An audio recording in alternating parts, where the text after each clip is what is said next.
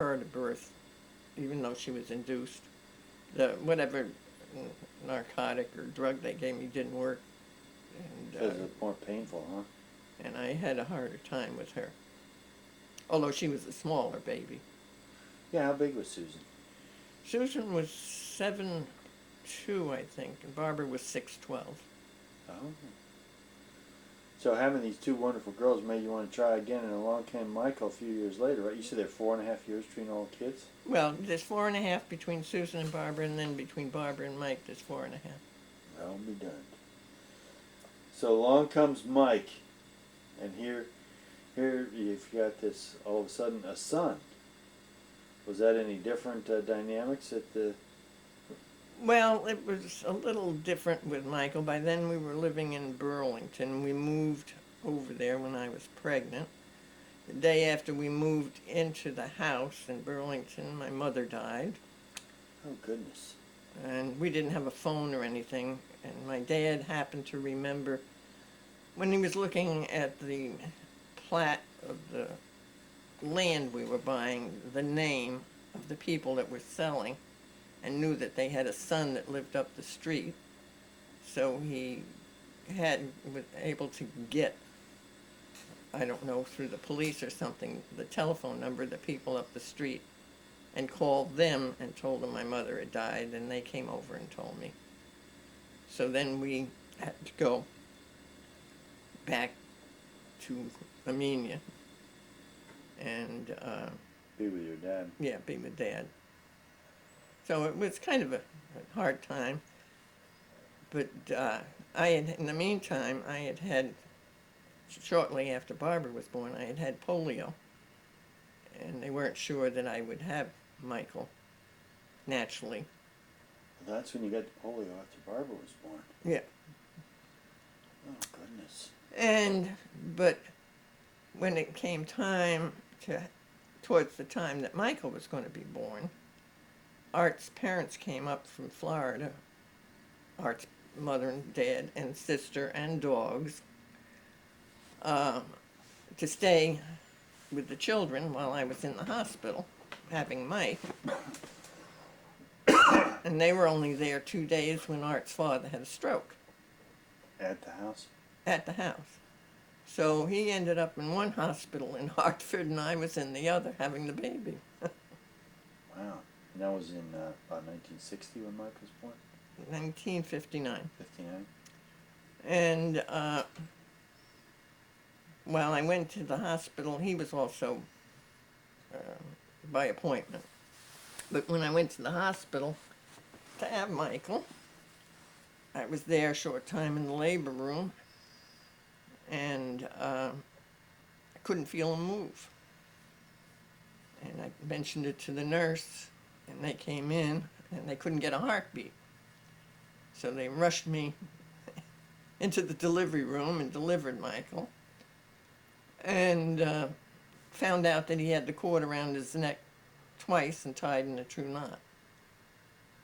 Ooh. But he was a very active baby before. They had it tied around his neck twice, and then the cord was wrapped yeah. around his neck twice. Yeah. And then he had gone through the loop. So when I went into labor, the knot tightened and cut off the oxygen. How did they? Well, they had given me a thing. They went up after him. They didn't do a cesarean. They went up after him. And when they pull him up, I mean, that cord must have kind of run. Well, and then they had to. So they weren't sure that he'd be brain damaged or anything like that, because they didn't realize, how long he had been without oxygen. But it turned out he was fine. Wow. So it was, and then I came home from the hospital. The doctor kept saying to me, you can go home now. And I kept saying, well, I'll stay another day. I'll stay another day. To make sure things are okay? Well, no. I got home and I was cooking for 8 because Art's mother and father were there. You were cooking for 8 and a new mom. Yeah. And then his father came home from the hospital, and of course he had the stroke, and he was still, and with the... Wow, my goodness. That's not killing our audio. All that barking. That's my neighbors up the road.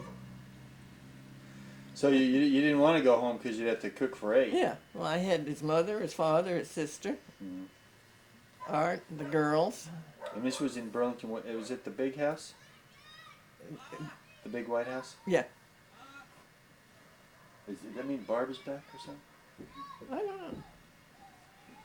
I don't know whether I hear James hollering. What happened? What happened with all the noise out there? Huh? Went down to Chris's with Taylor and Boo Boo. Oh, Came back and they're yelling. They always yell. that's That the golf cart thing they got. Do you have any of that Gojo left? yeah, right there on the. You know where it is. That's like hand cleaning stuff, isn't Yeah, I keep it there Hmm. for him. it? Yeah, that's probably pretty useful stuff. Okay, so and then finally Mike he came home from the hospital. Yeah, I had everybody that I was cooking for, but then what happened was his father couldn't drive back, and Francis and his mother couldn't drive, so when they felt he could go home, they put Art's mother and father on a plane, and she took him home, and then Art drove Francis and the dogs to Florida. Francis was his sister. Francis was his sister. Yeah, 'cause there was another Aunt Francis. I remember. Who was that? That was the kids that used to call him. You used to call Art's sister Aunt Francis. Yeah. Well, she was their aunt. Right, but I remember we had one too, an Aunt Oh. Francis. I think that might have been on my dad's side. Yeah, I don't I think remember you he- having an Aunt Francis, but I think that's he all right. had one too. I don't know. That's too bad. That's fascinating. Well, it was quite a time. Yeah, and yet you survived it all, and the kids are all grown and doing well, and the person we just had come through was grandson James. He's back. He Was always he- comes over to he Grandma's was when he at- needs something. Well, you know, I think we probably captured some information just right in all this. That you didn't know. Yeah, that I didn't know, and that Big we'll be surprise. able to other people. Do you feel that way too? Oh, yeah, I'm sure my kids have heard it all. Well, I don't know if they have or not. Okay.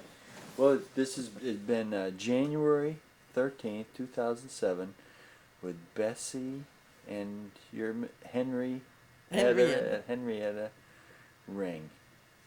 And I'll sign this off. Let's see.